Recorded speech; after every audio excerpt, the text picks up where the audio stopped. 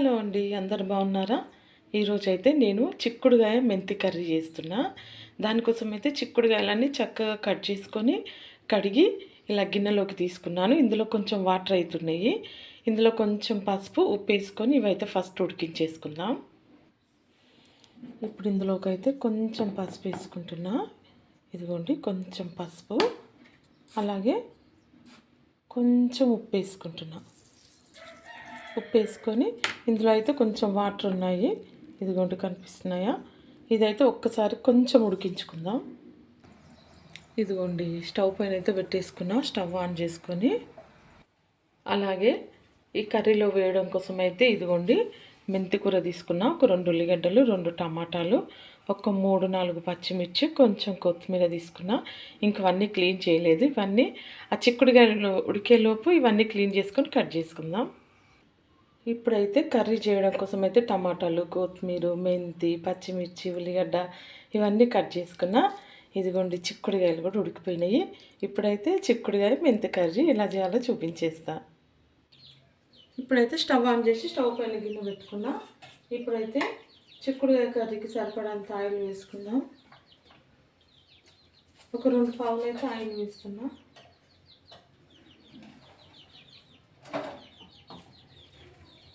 Oil కొంచెం వేడెక్కాలి. Oil వేడవుతుంది. ఇప్పుడు ఇందులోనైతే ఉల్లిగడ్డలు వేసుకుంటున్నాను.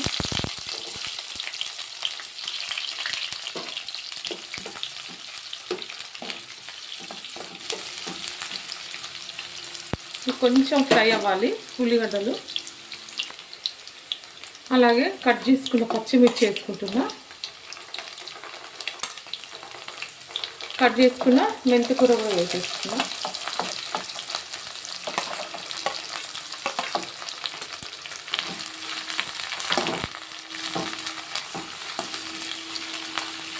ఇదంతా కొంచెం నూనెలో కొంచెం ఫ్రై అయిపోవాలి.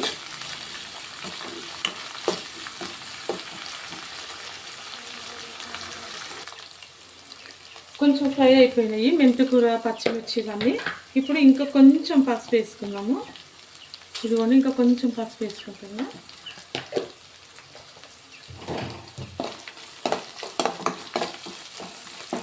ఒకసారి కలిపేసుకుందాం. ఇందులో కొంచెం అల్లం వెల్లుల్లి పేస్ట్ వేసుకుంటున్నా.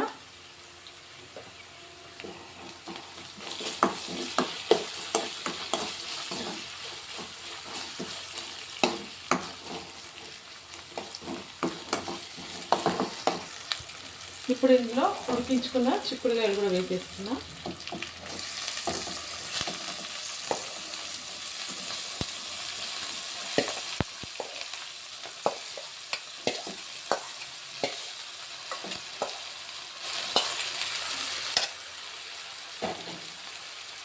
అన్నీ ఒకసారి కలిపేసుకున్నాం. సూపర్గా ఉంటుంది మెంతి చిక్కుడుకాయ కర్రీ అయితే.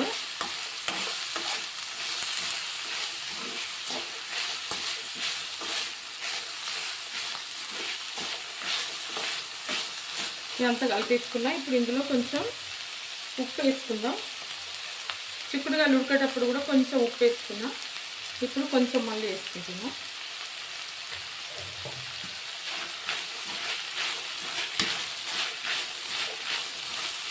ఉప్పు ఏంటంటే ఒకటేసారి వేయకుండా కొంచెం కొంచెం చూసుకుంటూ వేస్తాను నేనైతే. ఎందుకంటే కొంచెం కూరగాయ ముక్కలు కూడా మెత్తగా అయితే ఉప్పు వేసుకుంటే, అందుకోసమే కొంచెం కొంచెం వేస్తూ ఉంటా.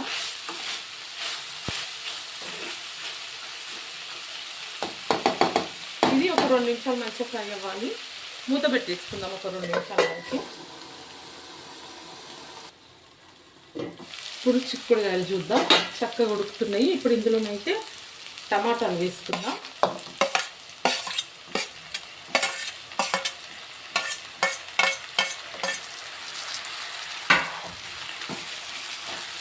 టమాటాలు వేసుకొని చక్కగా కలిపేసుకొని ఒక 2 నిమిషాలు మళ్ళీ మూత పెట్టేసుకుంటే మంచి గ్రేవీగా అయిపోతుంది చిక్కుడుకాయ కూర.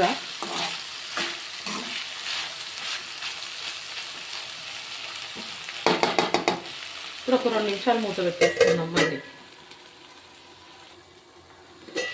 ఇప్పుడైతే చూద్దాం కర్రీ. టమాటాలు అయితే మంచిగా మెత్తగా అయిపోయినాయి. కొంచెం ఉప్పు తక్కువ ఉంటే నేనైతే ఉప్పు వేసేసుకున్నా. ఇప్పుడు కారం వేసుకుంటున్నా 1 స్పూన్, ఎందుకంటే పచ్చిమిర్చి వేసుకున్నా. పచ్చిమిర్చి అస్సలు కారం లేవు, అందుకోసమే 1 స్పూన్ మాత్రం కారం వేసుకుంటున్నా. వేసుకొని ఒకసారి మంచిగా కలిపేసుకున్నా.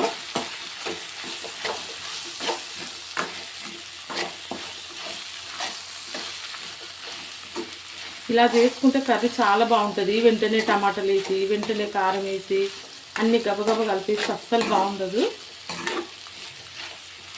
అందుకనే ఒకదాని తర్వాత ఒకటి మెల్లిమెల్లిగా వేసుకుంటూ కర్రీ అయితే వేస్తాను నేను. చూడండి టమాటా అయితే మొత్తం అంతా మెత్తగా అయిపోయింది. ఇప్పుడు కారం వేసుకున్నాము. ఇది ఇంకొక 2 నిమిషాలు ఇలా మంచిగా మగ్గిపోతే చాలు, కూర రెడీ అయిపోయినట్టే. ఒక 2 నిమిషాలు మళ్ళీ మూత పెట్టేసుకున్నాం. ఇదిగోండి చిక్కుడుకాయ కర్రీ అయితే పూర్తి అయిపోయింది. ఇప్పుడైతే ఇందులో ఫైనల్గా కొత్తిమీర జల్లేసుకొని కలిపేసుకున్నాం.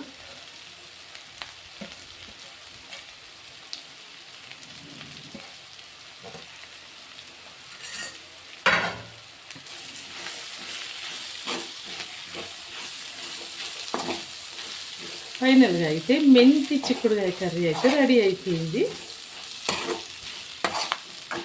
ఇట్లా కొత్తిమీర వేసుకొని కలిపేసుకుంటే కర్రీ సూపర్ టేస్ట్గా ఉంటుంది. ఈ మెంతి చిక్కుడుకాయ కర్రీ వీడియో మీకు నచ్చినట్లయితే లైక్, షేర్, సబ్స్క్రైబ్. ఓకే అండి, బాయ్.